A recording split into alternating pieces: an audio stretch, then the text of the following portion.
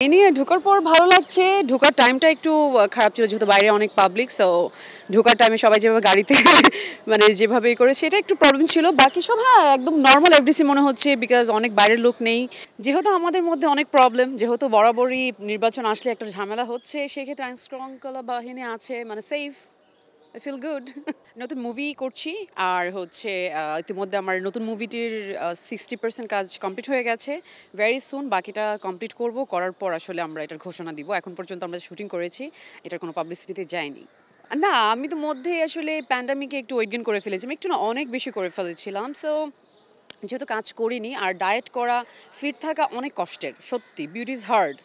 আপনার যখন নিজেকে সুন্দর রাখতে যাবেন আপনার অনেক কষ্ট করতে হবে, তো ওই টাইমটাতে না কষ্ট করতে ইচ্ছে করেনি।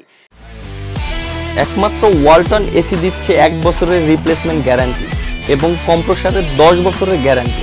এখন যেহেতু আবার কাজ করছি, আপনাদের কাছে আসছি, কাজ করতে হলে ডেফিনেটলি নিজেকে ফিট রাখতে হবে, সুন্দর রাখতে হবে। সো এখন একটু কষ্ট বেশি করছি, একটু জাস্ট ডায়েট করছি আর ওয়ার্কআউট করছি। গসিপ কেন করবে? আমি তো বাইরেই থাকি, আমি তো অলমোস্ট দুবাইতে লাস্ট 3-4 ইয়ার্স ধরে আমি ম্যাক্সিমাম টাইমটা আমি দুবাই থাকা হচ্ছে। আমি ওখানে রেসিডেন্সি নিয়েছি, সো আমাকে এখানে গসিপ ওকে ফাইন।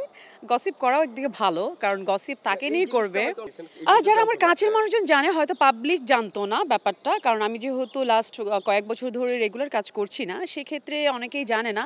বা আমি আসলে দুবাইতেই থাকি ম্যাক্সিমাম টাইমটা। সো দুবাইতে আমি বিজনেস স্টার্ট করেছি, দুবাই টু ঢাকা, এখন ঢাকা টু দুবাই, এটার মধ্যেই থাক। সমালোচকদের উদ্দেশ্যে বলবো আরও বেশি সমালোচনা করুক, সমালোচনা যত হবে তত আমি আরও এগিয়ে যাব।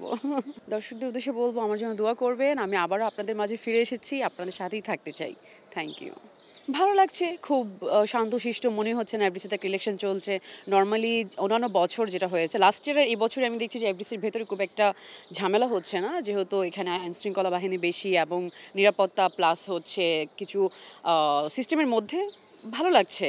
বাইরের মানুষজন কম, সবাই নিজেদের মধ্যে, সব আর্টিস্টরা আছে। So yes feel safe.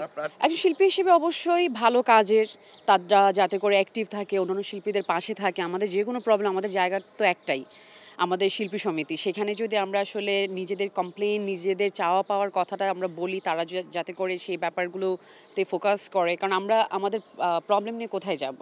আমরা যখন স্কুলে যখন মানুষ পড়ে, তখন কোনো একটা প্রবলেম হলে এক স্টুডেন্টের সাথে এক স্টুডেন্টের প্রবলেম হলে স্যারের কাছে যায়।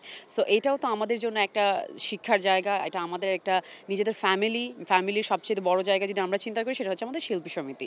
এখানে আমরা আমাদের যে কোনো প্রবলেম, যে কোনো ভালো লাগা মন্দ লাগা যাতে করে আমরা বলতে পারি, আর তারা সেই জিনিসটা আমি এটা দেখেছি যে লাস্ট ফিউ ইয়ার্স আসলে এই জিনিসটাতে কমতি ছিল। গার্জিয়ান যে জিনিসটা, এটা আমরা পাচ্ছি না। ওকে, যে আমার এখন একটা প্রবলেম হয়েছে, আমি এখন মানে কার কাছে গিয়ে বলবো? ডেফিনেটলি আমাকে এখন আমার পরিচালক সমিতি আমাকে ওই সাপোর্ট দিবে না। আমি একটা পরিচালক, আমি প্রযোজক না। আমি প্রযোজক সমিতিতে গিয়ে আমার জায়গাটা কোথায়, আমার ঘর কোথায়, সেটা হচ্ছে শিল্পী সমিতি। কিন্তু এখানে গিয়ে আমি আসলে ওই যে জায়গাটা, যে মানে বলে না যে একটা মূল যে মানুষটা, সেই মানুষটাকে আসলে পাওয়া ওইভাবে ছিল না। সো আশা করছি এবার যারা আসবে সবাই তো আমাদের নিজেদের, সবাই পরিচিত। সো যারাই আসুক তাদের কাছে প্রত্যাশা এটাই থাকবে, যাতে করে আমাদের গার্জিয়ান হিসেবে থাকে, আমাদের পাশে থাকে সবসময়।